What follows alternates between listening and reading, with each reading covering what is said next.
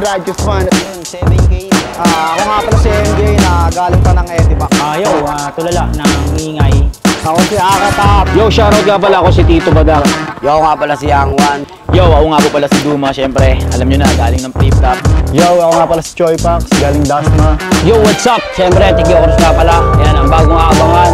Sarap Battle League. Di, ako nga pala si JD. Yun, Dodong Sai pa nga po pala syempre.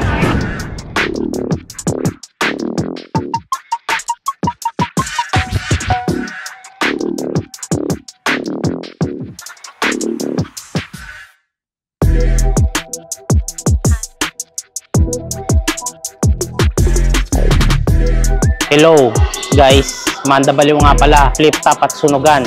Yo, this is Sir Deo from Flip Top. Nandito ako ngayon sa Patay Kung Patay. At syempre, ang masasabi ko sa battle namin ni Manda Baliw ay galingan natin parehas mamaya at syempre pakita natin yung the best natin sa mga tao. At syempre lagi natin suportahan ang Patay sa Patay. At syempre maraming salamat kay Sir Awit sa pagbibigay ng oportunidad dito. Pinaghandaan ko tong laban na to. Siguro, pinaghandaan ko para sa mga tao. Gusto ko lang mag-enjoy kayo. Ay, Sir Deo, wala na yan. Sawa na ako dyan. Alam ko na yung galawan yan.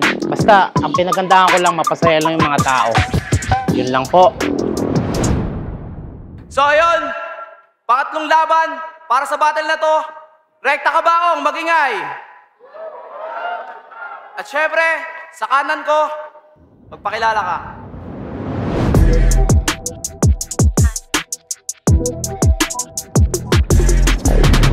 Manda Baliw, once again, shout out, Patay Kung Patay, at kay Awit. Salamat po sa lahat na nagpunta. Palakpakan naman tayo dyan. At sa kaliwa ko naman, magpakilala ka.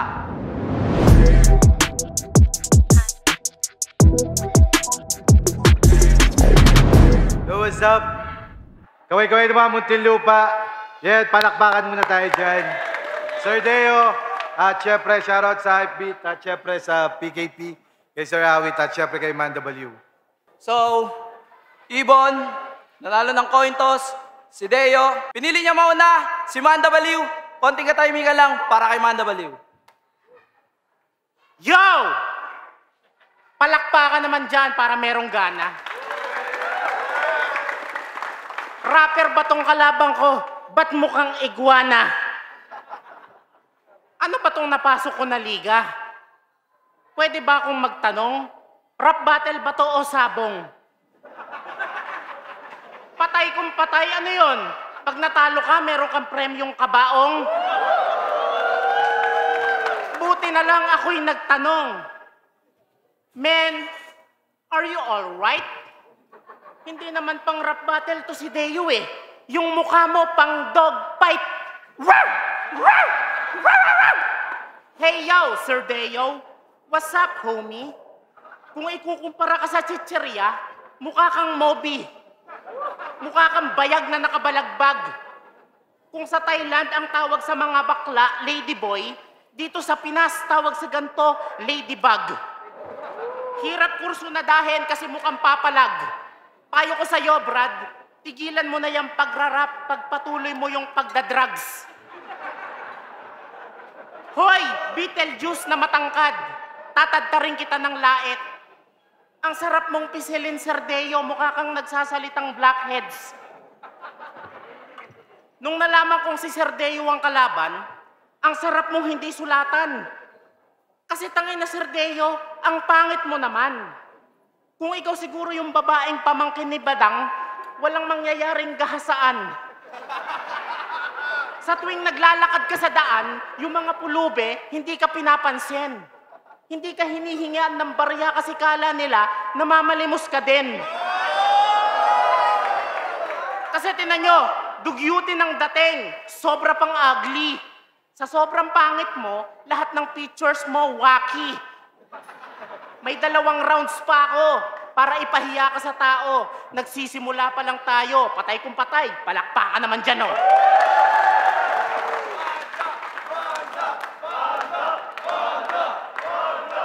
Okay, palakpakan naman tayo dyan. Yun. Manda Manda Baliw! Ikaw na naman yung kalaban ko, bay. Rematch tayo ng rematch. Kailan ka ba mamamatay?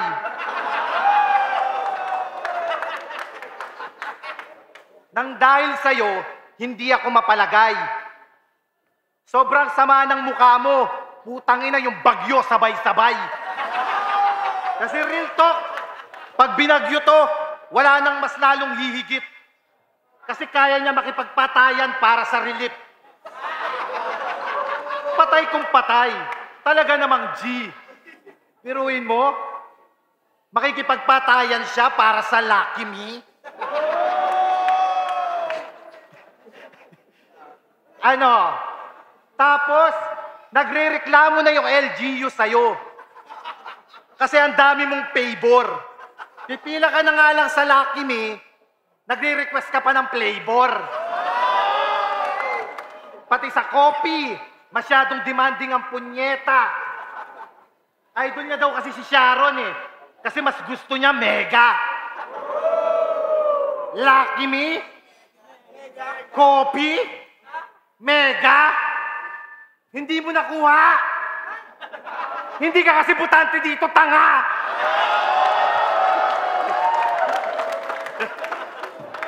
Oh, mukhang nauuhaw na to. Oh, doon, Megalon. Mukhang mabaho ka na rin. Sa CR, Mesabon. Tapos babanggain mo ko? Ay, yung kalaban mo si Megatron!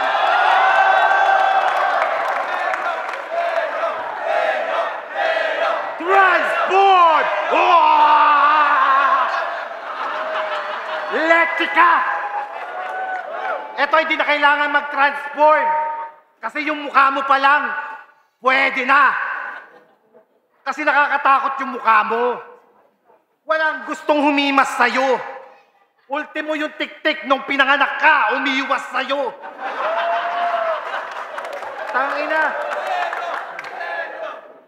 Sabi nung tik-tik yun, nasa bubong nyo na, oh. Nung pinanganak ka, oh. Pagbukas niya ng bubong na gano'n, oh. Pak! Ay, pass.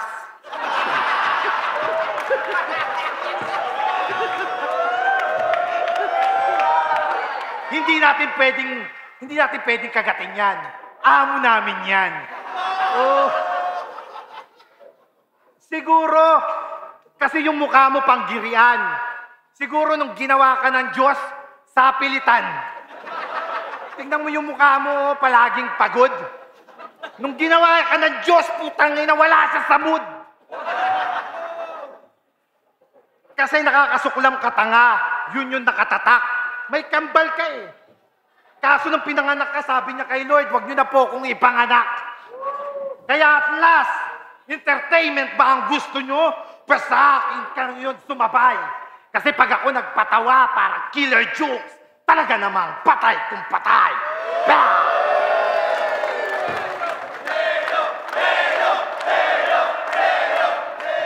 Ayos ba tayo dyan? Palakpakan ulit. Putang ina mo, Sir Deo, mukha kang binuklat na puwet. Ginawa daw ako ng Diyos sa pilitan. Ikaw ginawa ka ng Diyos na pilitan. Yung itsura ni Deo, tangina parang hindi normal. Patay kung patay, hindi ako mamamatay, ako'y immortal. Nangihingi ako relief goods. Totoo yun, di ko itatanggi. Namimili akong flavor talaga kasi gusto ko kalamansi. Kaya sa akin, tol, huwag kang magyabang. Sa bubong, nakita ko isa ka sa mga aswang.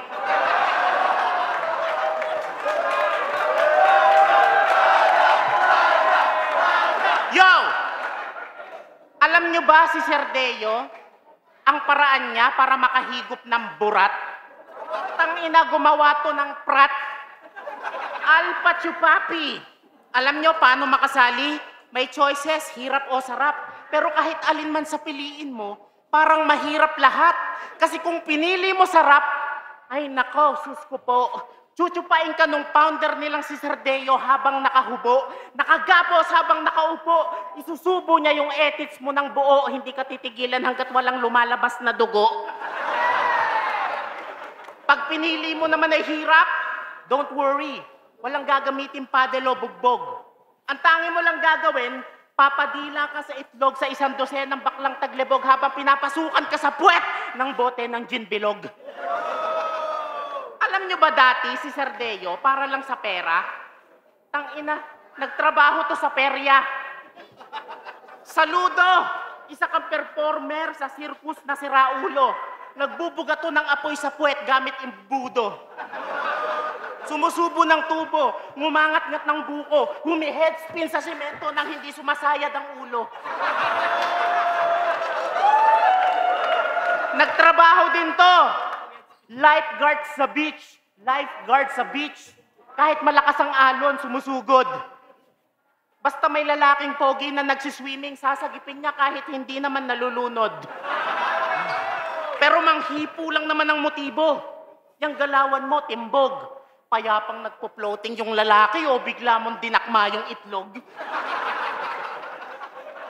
Dapat pinag-isipan mo awit na ito ay ipasok.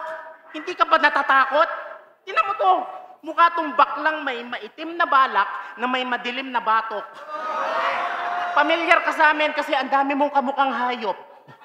Pero alam mo, sobrang bait at humble ni Totol. Biruin nyo pumayag siyang lumaban dito kahit ang talento niya kay awit, isang timbang kohol. Saktong ito'y patay kung patay. Ako'y marahas pa sa kriminal. Papahirapan kita hanggang sa maging kritikal. Matapos kutong bugbugin, matutuluyan na tong animal kasi isusugod ka nila, Sir Deo, sa saradong ospital. Time. Palapahan mo tayo dyan, palapahan. Round 2 na. Tangina, immortal daw siya. Eh, kung saksakin kita ngayon. Ako, kahit barilin ako ng mga pulis dito, siya na lang. Kaya ngayong round 2, pupuruhan ko yung mukha mo na hugis ratbu. Ito yung pinakapangit ko na rounds. Kasi ngayong round 2, ganito yung itsura nung nakawala ka sa massacre. Bata ka pa lang, hindi kita pinagdadayapir. Hinahayaan kang kainin ang sarili mong tae. Putang ina ang angas. Katwiran ng nanay para makatipid sa gatas. One time, hiniram to ng tiyahin. Putang ina, pahirapan. Sabi ng nanay, please, wag nyo na pong ibabalik yan. Ano ka ba naman, Manda Baliw? Kahit yung teacher mo, ayaw ka. Grabe ka na, brother. First day pa lang ng school, gusto ka nang i-transfer. Pero nakiusap ka. Baka pwede kang pakiusapan. Pero nung nakita ka ng principal ang sabi, putang ina, dalhin ka sa pinakamalayong eskwelahan. Yung pagmamahal sa'yo ng mundo, malabo. Pagkagising mo pa lang, almusal mo na yung palo. Pinag-iinitan ka ng mga magulang mo. Binubuhusan ka ng mainit na tubig. Pero okay lang yan, Manda. Laban lang. Huwag kang susuko. May kakampi ka na lubid. Pagpapakamatay, ganda mo. Huwag ako. Kaya, suspect. Kala mo may sasabihin ako? Suspect ka talaga! Ano? You miss my body? Kasi bawat laway ko, bawat talsik ng laway ko, maanghang. Kaya I'll touch myself na lang, parang umaawit ng lupang hinirang. Bars? What the fuck, man? Kaya Manda Baliw, hindi mo ko kaya tanga. Kung dadalin mo lang yung pagiging ganyan mo dito, wala kang magagawa. Gusto mo, sabi mo, kayang-kaya mo ko, eh kung laplapin kita.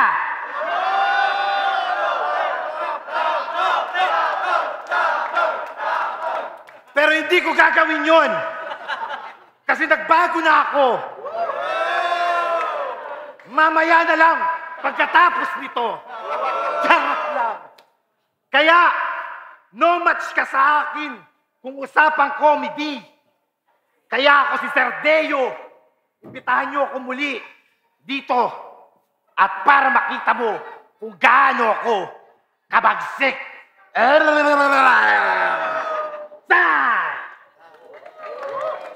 Yo, ayos ba tayo dyan?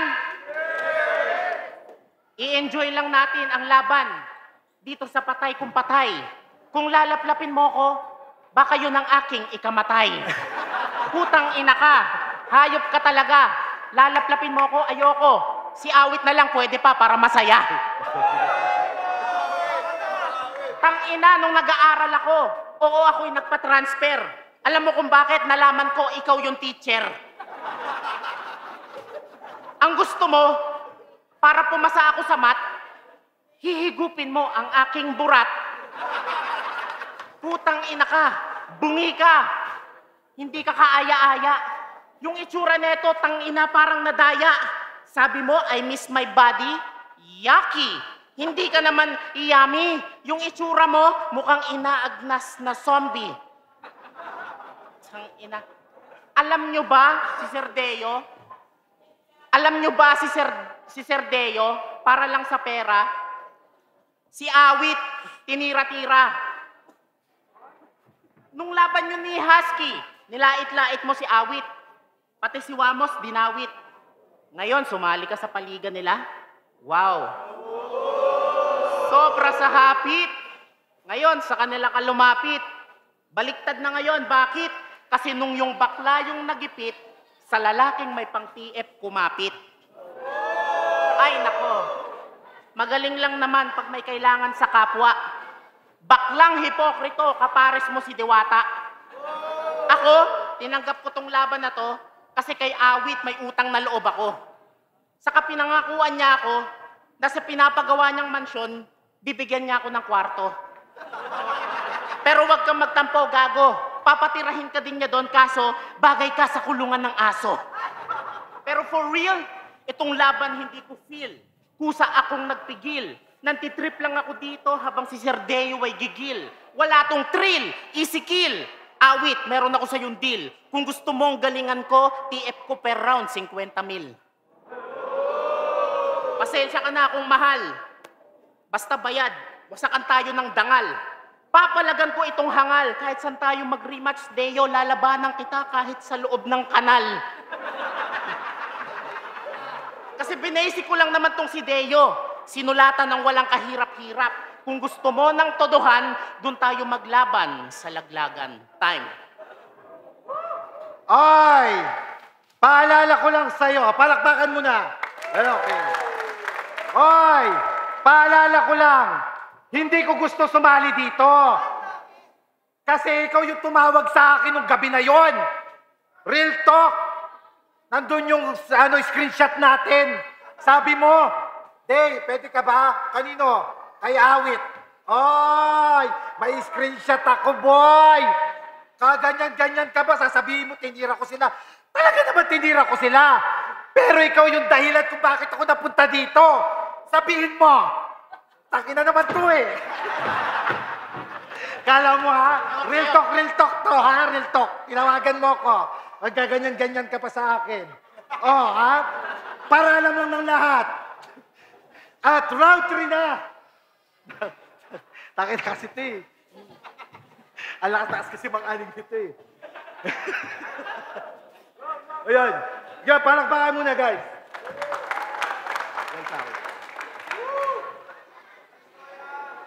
Ngayong round 3 na, kung usapang baliw, sino sa ating mas patok? Kasi ako, pag nawala sa sarili, bigla akong nag-aamok. Kaya tumabi-tabi kayo dyan, baka bigla kayong masapok. Kasi pag ako nawala sa sarili, pati si Wamos, pasasayawin ko ng lamok. Ano? Bars! Ayoko na sana mag-bars, kasi masyado nang matumal. Pero kailangan ko itong gawin. Para sa kalabang ko na kupal. Ire-reference ang pamilyang to. Gagawin kong panduwal. Sasarguhin para si Awit. Kaya tawagin niyo akong JP Sukal. Bawat tumbok ko, kaya kang iligaw. Di mo mapipigilan, mga sargo ko, manginginig ka para kang giniginaw. Di ko na kailangan ng partida. Sa katangahan mong litaw, di ako magbibigay ng 8-9, ang ihulog ko ikaw. Kaya ano, palag-palag ka pa? Kaya mo pa? Gigil ako! Ang inalitit ng 50K para dito! Ayoko na sana mag-buys! Kasi leche ka tanga! Pero kailangan ko itong gawin!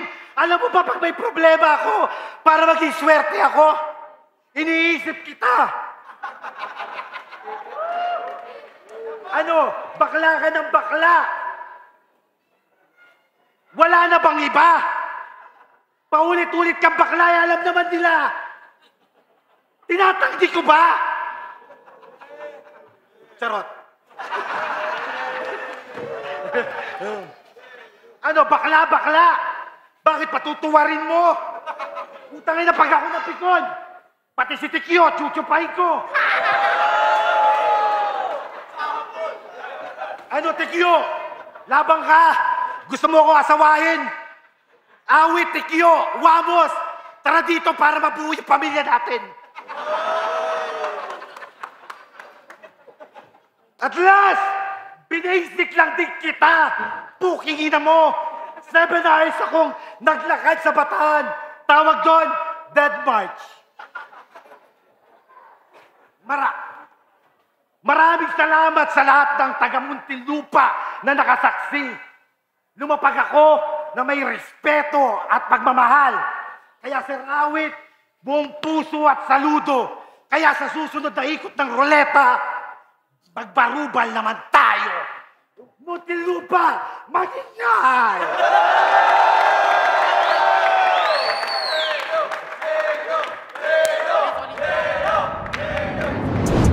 Yo, pangatlong laban, magiging tayo. So yun, ang boto ng Urado, 4-1 para kay Deo.